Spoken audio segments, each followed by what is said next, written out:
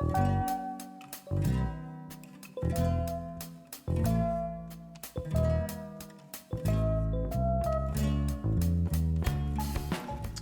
everybody, I am working on a 12 by 12 stretched canvas today. I have no idea, something vintage. I do not like to start with a white background, so I'm just going to put some Distress Oxide Spray in Vintage Photo down here, and then I'm just going to spread it out and just to color my background. I'm just using a wet baby wipe.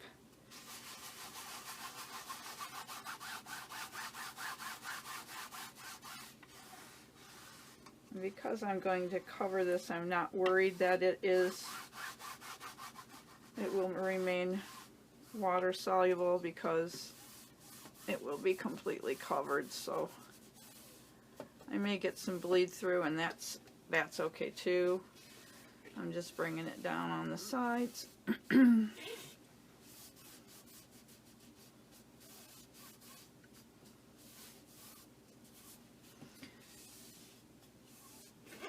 So last year, when I went for my annual eye checkup, I was told that I didn't need my contacts anymore. My eyes went back to 20/20. I know, shocker, right? Because I had just turned 68 at that point. So I was surprised but glad, because, you know, contacts are expensive.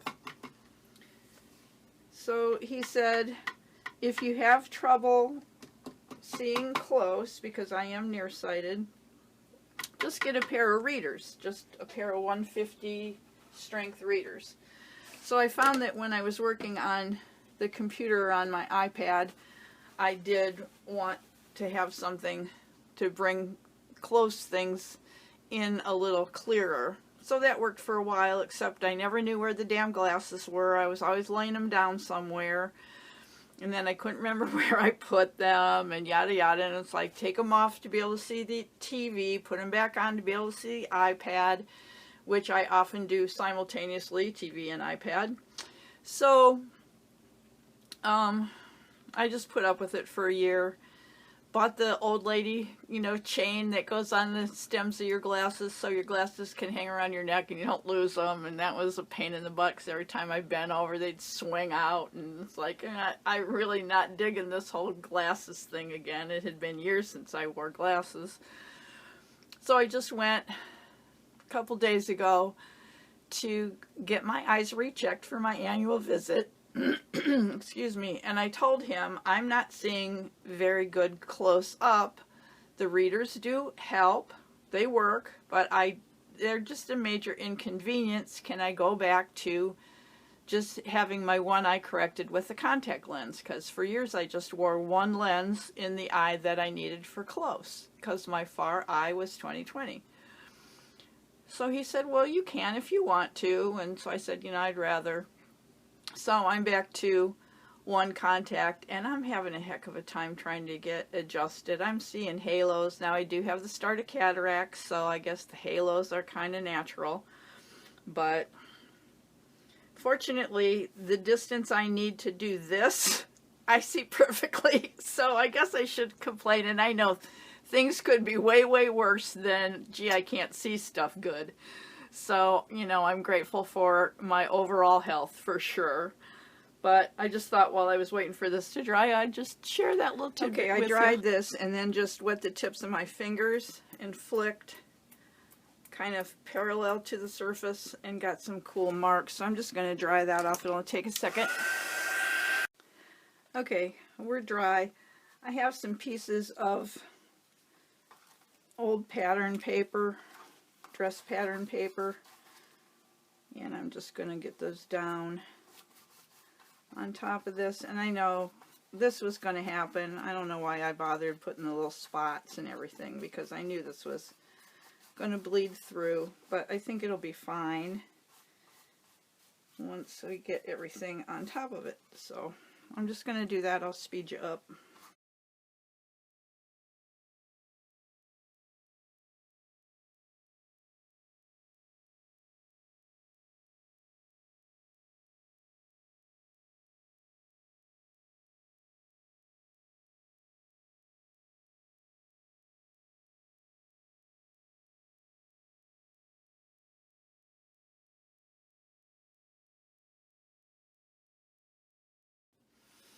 Okay, the top is covered. I am still getting some transfer from that spray, the Distress Oxide spray.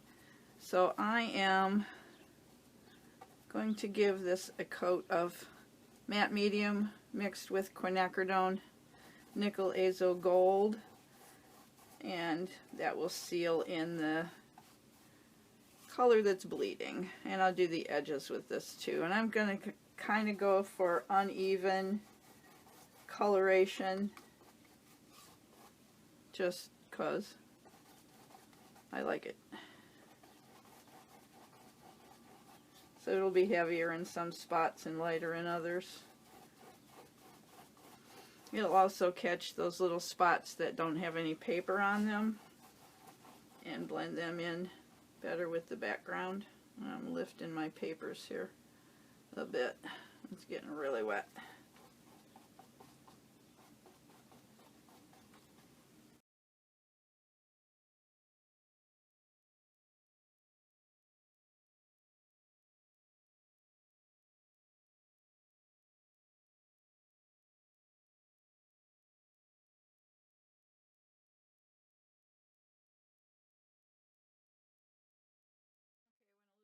Interest in this background, so I just tore some vintagey looking papers. I'm going to save myself a step. I'm just going to mix the matte medium that I normally would put it down with the same color of quinacridone nickel azo gold, and tint the paper at the same time.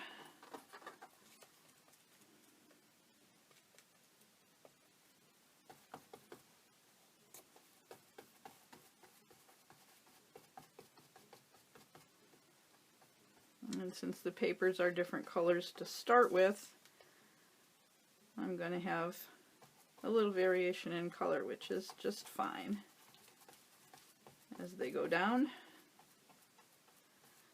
There's the beginning layers of whatever this ends up being. Don't know what it's going to end up being.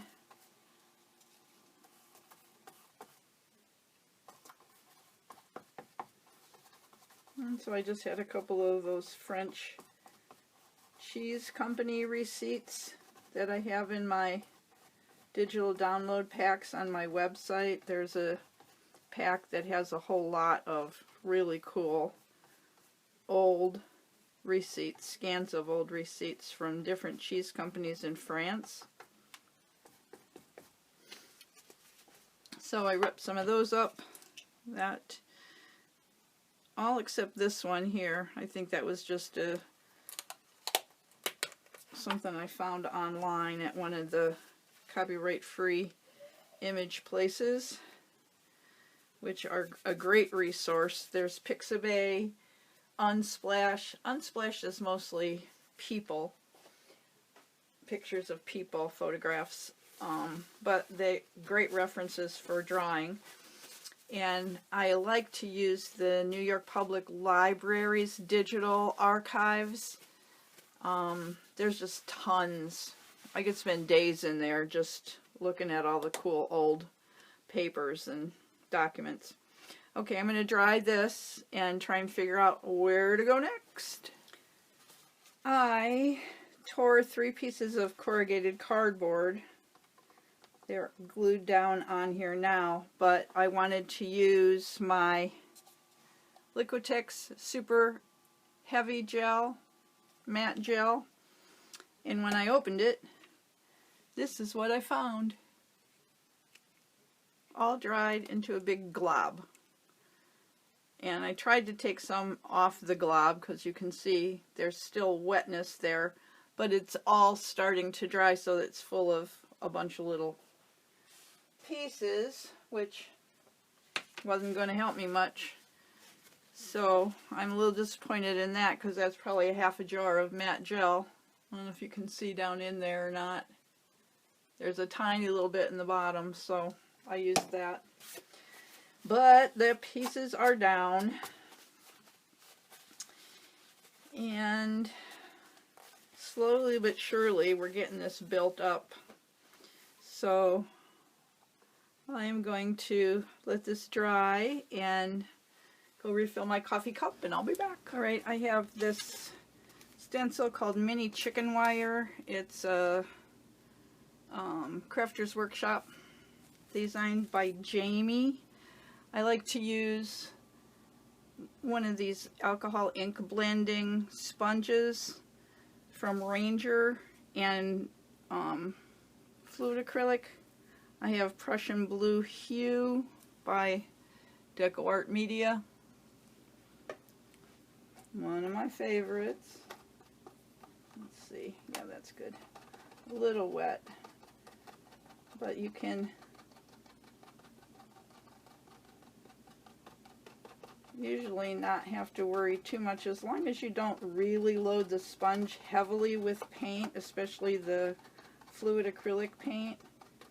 You don't have to worry too much about bleed through. You can see, I think, what little bit I pulled out of that puddle of paint.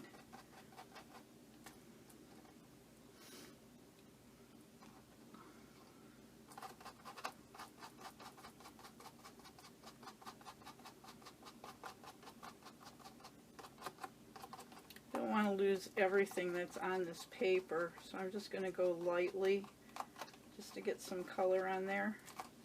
Just kind of fade it out. And I don't need it to be everywhere either. And of course, this is just an initial still layer. It's going to be more on top. So said I didn't want it everywhere, but I'm kind of going everywhere.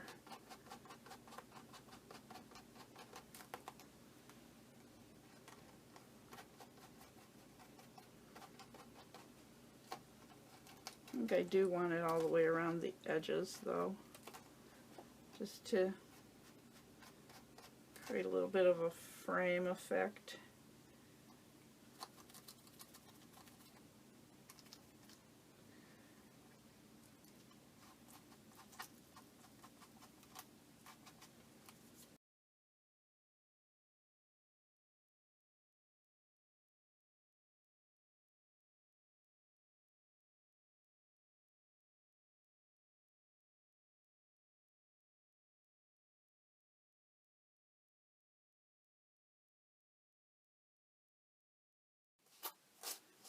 I'm trying to get down in there a little bit too.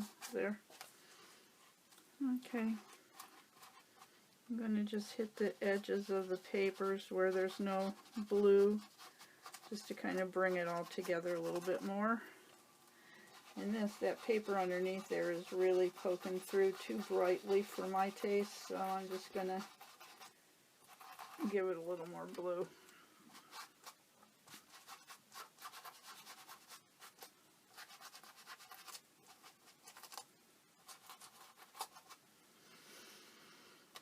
Okay. Layer, I don't know what layer that is, but that's another layer.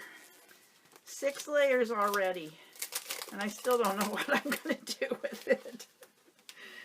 I'll figure it out. You know this is how I work, right? It's just, I never, hardly ever plan anything. But you can still see some of the lines and words from the dress paper showing through. A little bit of text from the other pieces that I tore and put on there, so yeah. And I like the variation in the depth of the stenciled blue. Some of it's light and faded, and others is darker in spots and lighter in spots. So far so good. Alright, I pulled out Tim Holtz paper dolls and Tim Holtz I think they're called Instant Ancestors, these bigger pictures. I went around the edges of the rectangular pictures with my paper distressor, and then took archival ink in sepia and one of those little inking brushes, and made all the photos more of a sepia tone. And then a couple of them, her and this one, I crinkled up and made some creases and dog ears and little rips and stuff, and went over those with the ink. And then I pulled little pieces of music paper and inked around the edges of those and toned the paper. And so just on the paper dolls, behind the paper dolls, they each have a piece of music paper. So I don't know if I like it or not. It looks a little busy. So I don't know whether I should go ahead and glue it all down, whether I should take some off.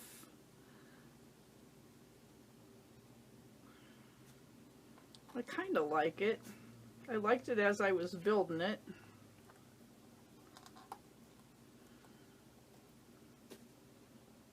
It's interesting to me. It's like, are they a family? Do they know each other? They're kind of from the same era a little bit. Some are a little older. These would be a little bit maybe 40s. Where there are some of them, like these two are probably early 1900s. This one too, which doesn't matter. I think I'm going to go ahead and glue it down. What the heck. I do kind of like it. And then, oh, and I have the some pieces of cheesecloth that I kind of shredded up that I thought I would put here and there just to add some texture. I might add some black in with that. I think I will do that. That'll go on last. I'm going to go ahead and glue this down. I think I will. I'll be back. Everybody is glued down. I picked up this stamp set. I'm going to put this book under here so I have something to press against. And they have this stamp set. I don't know how well the camera will pick that up, but there's a lot of little, there went one, I don't know where it went now. Anyway, there's a lot of little stamps, and there it is.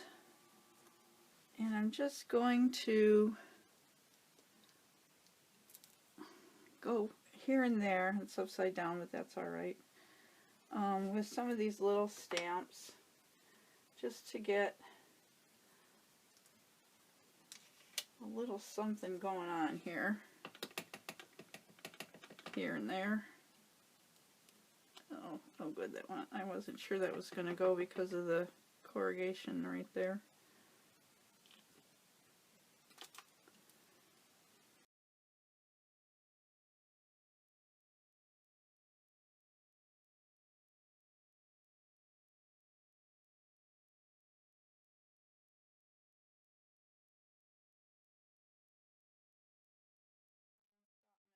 With it.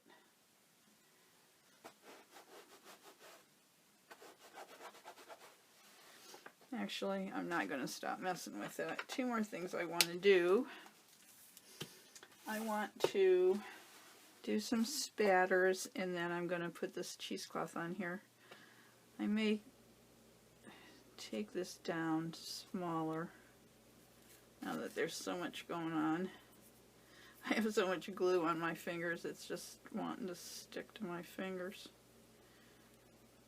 And I'm just going to make these kind of little circular nesting looking threads here. But I'm going to spatter it first, and then we'll add the threads last. So I'm going to go back to the Prussian blue, I think. rather than black. Spatter with that. But first, don't really want to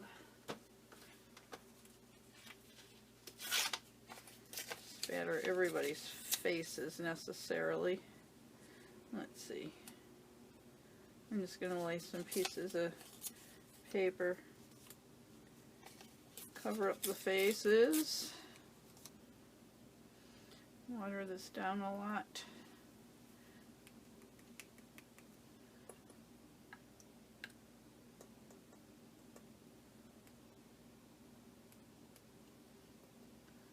Try to control it. Oh, I didn't cover them up.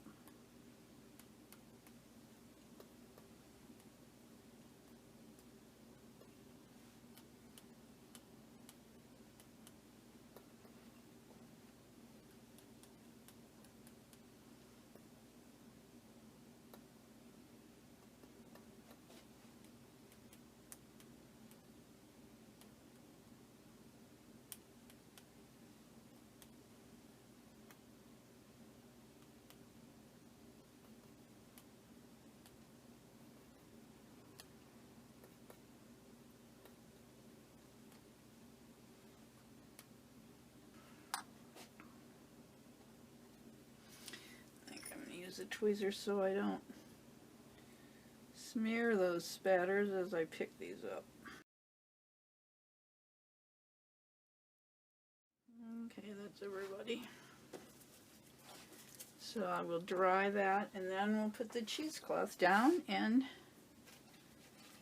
it will be done. Okay, that's it. All done. See if I can bring it up close. I'll have some stills at the end here so you can see the different parts of it close up. This was fun. I'm glad I did the pictures. I like it.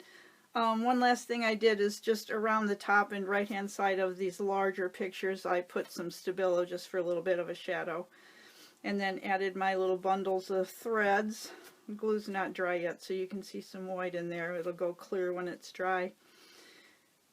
So that's it. I hope you enjoyed watching. If you did, give me a thumbs up. Share it out if you would.